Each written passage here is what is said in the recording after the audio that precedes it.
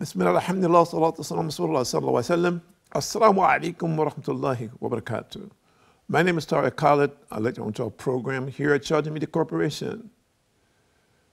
Getting to know Allah, getting to know your Lord, knowing who He is, what you should do in relationship to Him,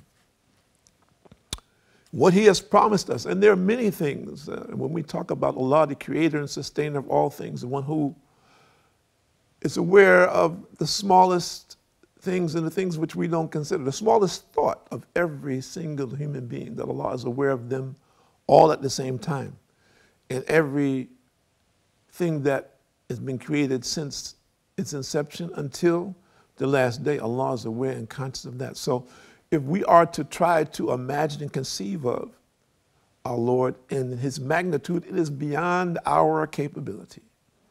And those that attempt that, of course, surely are lost and get lost in this vastness and don't have the reality of their own limitations and have been led astray by their desires and the influence of Satan, who influences us with intention to lead every soul to hellfire eternally.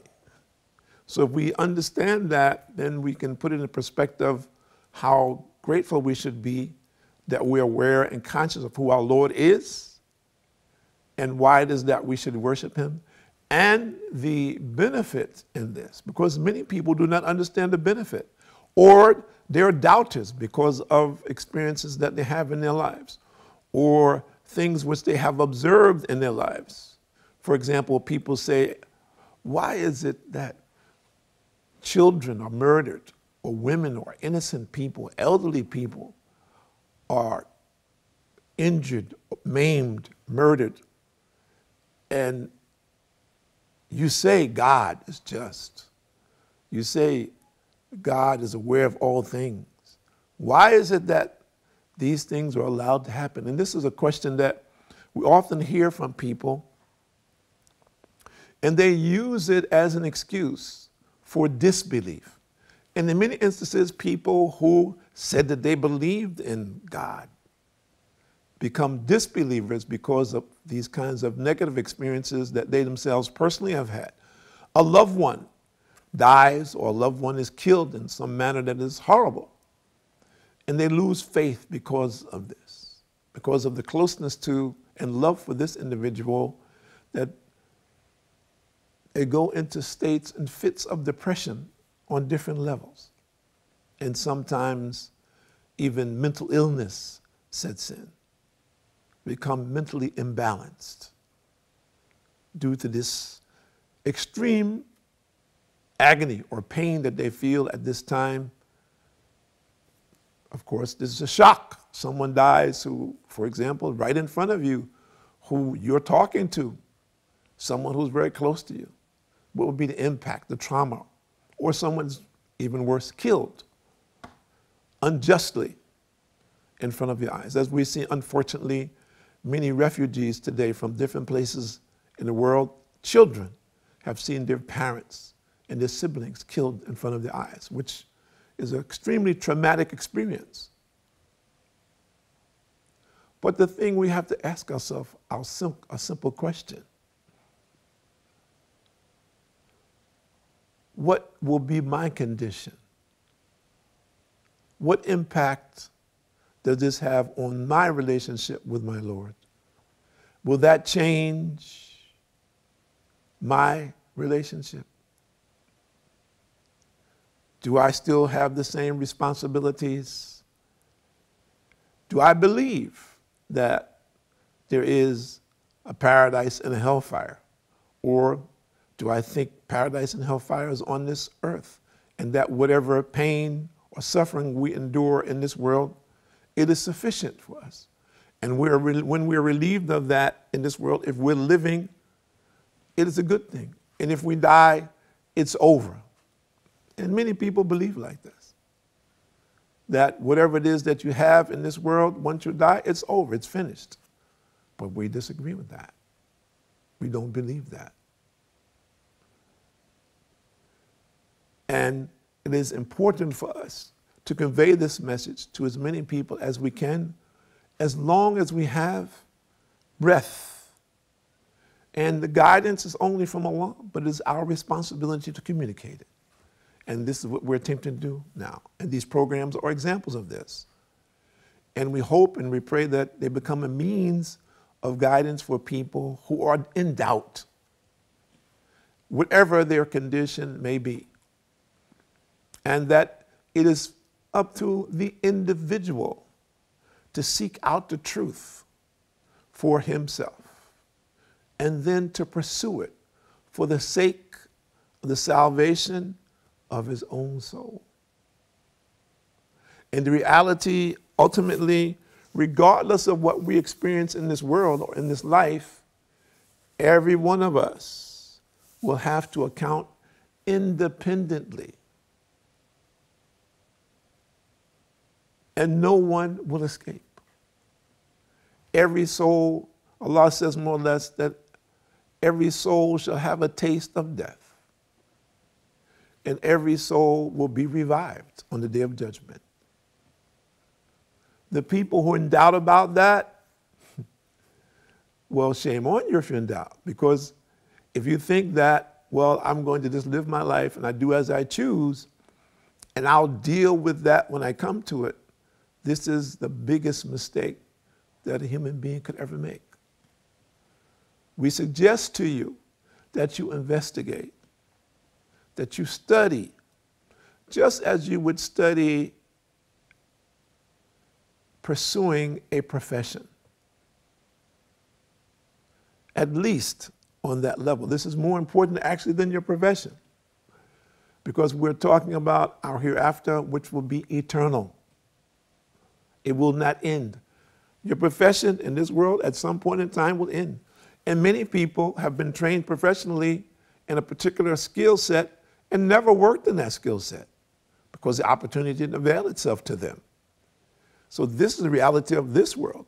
So what about if we spend all of our time being concerned about things of the world and their limitations, and we know that there are limitations,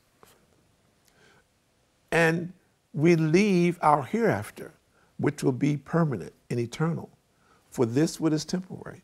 And unfortunately, billions of people are doing this on a daily basis, and there are, we don't know, trillions who are in the grave today, who will all come to account. So we have an opportunity now. If you're looking at this program, you have an opportunity. Tomorrow is not promised for any of us. Today, we're present. Tomorrow may be our last day. And I want you to think about this, everyone that's out there. If you knew, beyond a doubt, that tomorrow would be your last day on this earth, what would you do?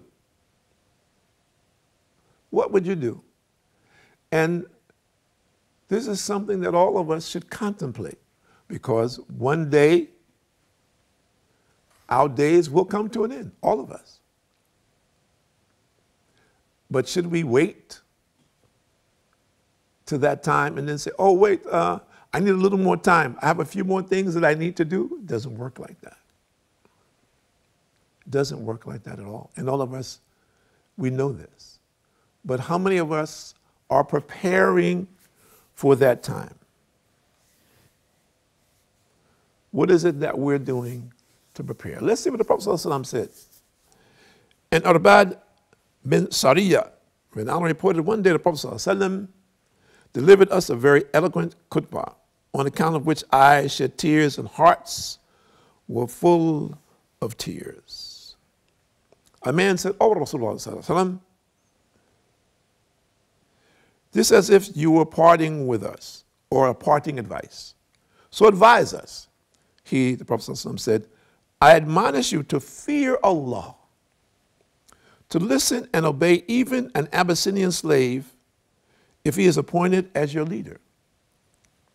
Because whosoever among you shall live after me will see much discord. So hold fast to my sunnah, my way, in the examples of the rightly guided caliphs, the rightly guided rulers, who will come after me. Adhere to them and hold to it fast. Beware of new things in religion, because every innovation is a misguidance. He said every bid'ah, actually, every innovation is a misguidance. It's collected by Abu Dawood and At-Tirmidhi.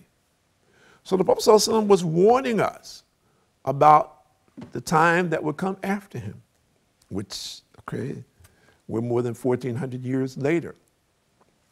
And we see the advent of many new things, some new things which are good, and some new things which are taking people away from the belief in Allah, which are causing doubt in the people's minds about the belief in Allah, or encouraging people to live as animals. And people say, oh, don't insult us, this is insulting. But if we look at the behavior in many places that has become prevalent today, and it is documentation, because it is documented because in those very societies, not very long ago, the particular type of behavior that people are pursuing is something that was despised in the society. But this particular generation is not aware and conscious of this and does not relate to it. And there are older people in the societies who are, but those older people themselves have become overwhelmed. And as a result of that, in many instances, they're disquiet. And they say these people won't listen to us, or they're living their own lives. They have to live through experience, and maybe they'll get through it, or maybe they won't get through it, and they'll learn the hard way. But we say something simple, isn't it? The hard way is not necessarily the best way, but surely it is the most painful. And the danger is that the pain will not necessarily be only in this world, and many people don't learn from that either. As we find there are many people globally who have addictions, and those addictions are controlling them. They're not in control of that which they're addicted to. And it's led them clearly astray from the path of truth and the path of obedience to Allah. So we have to look at where it is that we live presently, whatever society that we're living in, whatever community that we're living in. Ask yourself this question. The community that I live in, is it a community that has the concern about the belief in God? Let's make it smaller. The house that I live in, my house, my family, does my family have the concern about the belief in the one and only God? Do we worship him? Do we praise him? Do we thank him? Do we even believe in him? Do we think it is important, that it is valuable? Well, just look around you. What we're seeing in the world today is not by mistake. Some of what we're seeing, Allah knows best, is a punishment from Allah. It is clearly a punishment from Allah. Some people are being destroyed in a similar fashion to the people who Allah mentions in the Quran. The people that Allah mentions over and over again, the people of Ad and Thamud, the people of Sodom and Gomorrah, as an example. So these situations are mentioned about that these people were destroyed by Allah because of their what? The people of Noah, the prophet Noah, who were destroyed by the flood. That the people were destroyed because of their disobedience to Allah. And in many instances, flagrantly, until they became worse than animals. Do we not see this behavior today? Is it not dangerous that if we become a groupie and we just follow. He says, well, you know, everyone is doing this. This is how people are today, so why should I be different? I don't want to be different than other people. I want to be included with them. It's difficult. It's difficult being different. It is easier to go with the flow. Well, we say the flow that you're talking about is the people of hellfire. Is that where you want to go? In Abu Hurairah, Renan reported, the Prophet said, every one of my nation will enter Jannah, paradise, except those who refuse. He was asked, who will refuse? He, the Prophet said, whoever obeys me shall enter Jannah, paradise. And whosoever disobeys me refuses to enter paradise. It is collected by Bukhari. It's very simple, isn't it? People say, well, that's simple, but you know, I'm not a Muslim, or I don't know about Islam. I'm a Christian, or I'm a Jew, I'm a Hindu, I'm a Buddhist. So how does that relate to me? Or I don't believe I'm an atheist.